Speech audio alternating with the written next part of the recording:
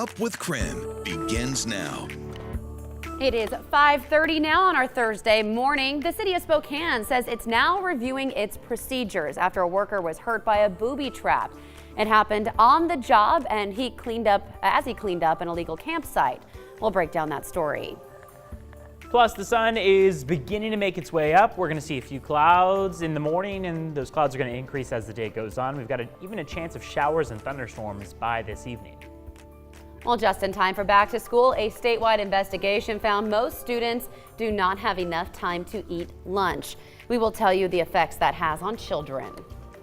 Coming up on 5:31 now, welcome back to Up with KREM. Great to have you with us today. I'm Jen York. I'm Evan Narani. And I'm Dana Marie McNichol. Well, as kids and parents get up for the first day of school, Evan, how's outside shaping up? So it is a bit chilly out there. May want to bring a jacket if you're headed out the door right now, but I know a lot of those kids have a few hours before they actually have to get outdoors and get to the bus stop or before the parents drop them off. So during that time, we'll see a few clouds out there, but otherwise we're going to be just dry to start off the morning. Now, the chance of showers that we do see comes by this evening. Temperatures are going to start warming up over the next several hours. By 8 a.m. we'll be at 63 degrees, so still a bit chilly. Going to warm up to the 70s by the time we get to 10 a.m. and then going into the 80s by noon. So one thing to keep in mind is that those clouds increase and we're going to just see full-on cloudy skies from about noon all the way through your evening. There is a slight chance of some showers, as you see here on Future Tracker. Going through the rest of the day today, clouds increase, showers move in from Oregon, and that is where we see our main threat. Now, here in Spokane, we're only seeing about a 10 to 20% chance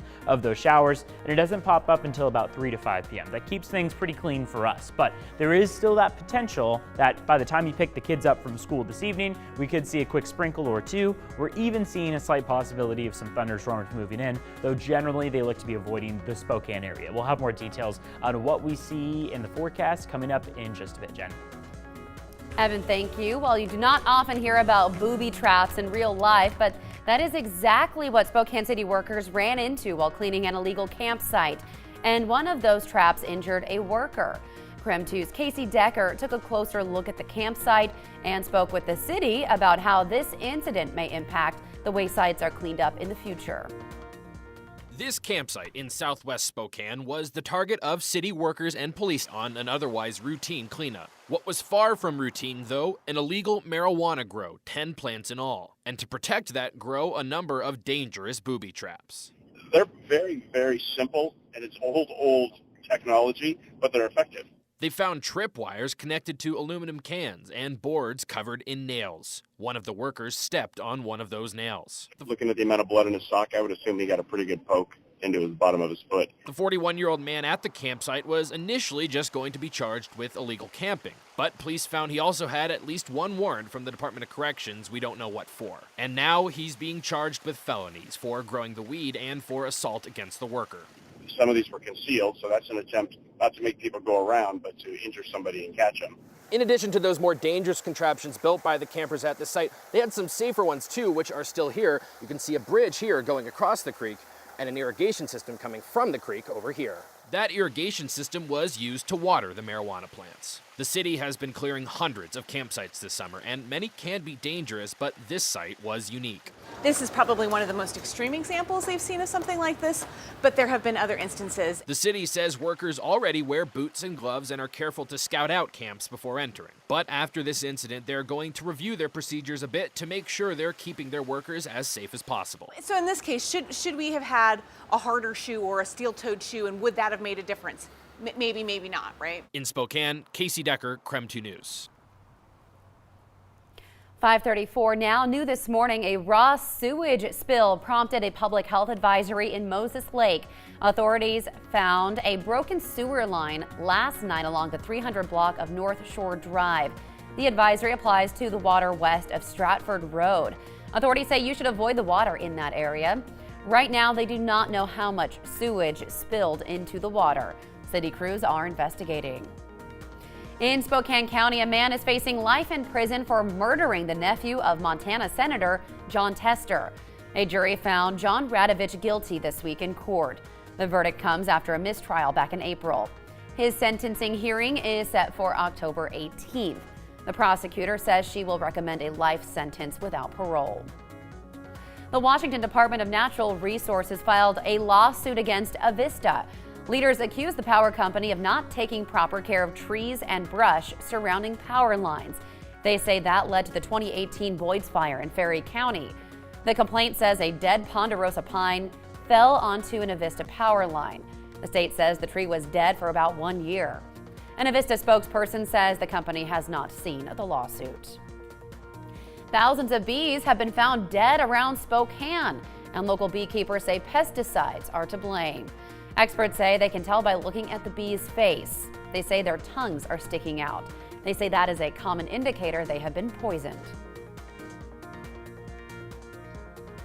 Source and came back and did their little wiggle dance and told the others where the food source was, and so they all went to that bad place. Well, authorities say most pesticides are harmful to bees, but if people choose to use them, it is safer to apply it early in the morning or after dusk. Spokane police say they did not make any major changes to security for Pig Out in the park this year. It's the first major event since an attempted kidnapping at Hoop Fest. Police say the incident was handled well. However, you can't expect to see extra officers downtown for that event. Pig Out in the park opens at 11 daily through next Monday. Coming up on 5:37 now, on the East Coast, Hurricane Dorian shifted course last night and is now expected to intensify into a major Category 3 hurricane. It is expected to target Florida's Atlantic coastline over the Labor Day weekend. The storm is on track to slam the shoreline late Sunday with 115-mile-per-hour winds. Heavy rain and a massive storm surge is expected. Puerto Rico and the Virgin Islands were lashed yesterday with gusts of nearly 100 miles per hour. The storm could became a hurricane right before it made a direct hit. The hurricane will only get stronger as it churns across the warm ocean water. The Florida governor has already declared a state of emergency. Just everyone, have your plan, listen, and, we'll get more, I think, resolution and certainty over the next 24, 48 hours. Well, the track right now shows the hurricane passing over the northern Bahamas on Sunday and closing in on Florida by Labor Day on Monday. It is 5:38 now. That is your morning rush stories making headlines in the inland Northwest and around the nation. You can let us know what's happening in your neighborhood by using the hashtag #UpWithKREM. Let's check in now with Dana Marie McNichol for your speed feed. Well, good morning, guys. Thanks for waking up with me this morning. This is your speed feed stories you'll probably see on your social media feed this morning. Okay, ladies, get ready. A Hollywood actor is taking the time away from the big screen to teach full-time at the University of Texas. The one and only Matthew McConaughey will be joining the staff at UT College of Communications.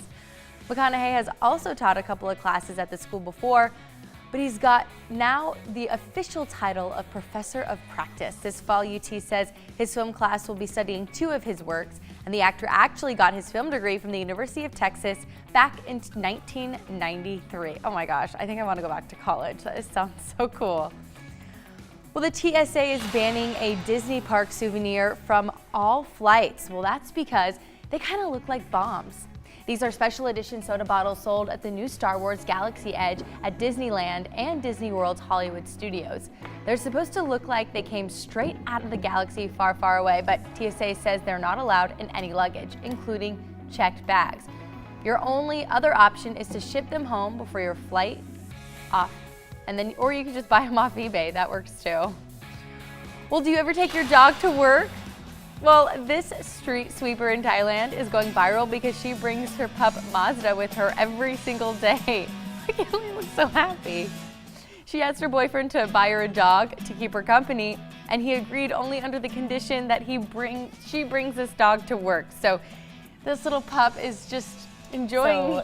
So sweet. Sweet. I was actually doing some research on this. Thailand actually encourages workers to bring their pets to work because it promotes happiness and productivity. Oh, wow. And so, is he wearing a little Santa outfit? Yes. Oh my gosh, adorable. He looks like he's having a great day. I just kind of wish he could be like running around. I feel like he's like very eager to do things. He doesn't seem too eager. He's like, but I don't want to clean this street. Oh I just my want to gosh. be loved. Oh, goodness. How sweet. Okay. He's ready to go. Well, maybe more and more people here in the United States will want to do this. That would be fun. How much better would the world be if everyone had dogs on their backs? Oh, fantastic. If we brought our pets to work, there'd be cats running all over the studio. Yeah, I'd be fine with it though. I could strap Rebel to my back. Zelda would be right Carry her here. around. Yeah, exactly, right? It would definitely improve productivity. It would. I'd be more concerned. I'd be like, oh, baby Zelda, I know, right? treat. Are you tired? Need some pets? Yeah, exactly. Dana Marie, thank you so much. Coming up on 541 now, a new statewide audit shows Washington students are not getting enough time to eat lunch. Coming up in the next 15 minutes, why state leaders say new rules need to be put in place. And coming up in the next half hour, a viral list of businesses to boycott is being shared on social media. According to the Post, the companies are supporting the Trump campaign. In the next half hour, our Verify team separates fact from fiction. And don't forget to vote in our live poll this morning. What do you think is the best part about going back to school? Head to the KREM 2 app to vote now. We'll check in with those results in the next 10 minutes. And we've been telling you about voting for KREM 2's Tom Sherry's tailgate winner. More than 31,000 votes were cast. This week, Tom will be headed to Sandpoint at Post Falls game. They beat out the Kendrick at Camia game with 58% of the vote. Both teams will get $222 courtesy of Toyota. Tom will be live at that game Friday in our 5 and 6 o'clock newscasts.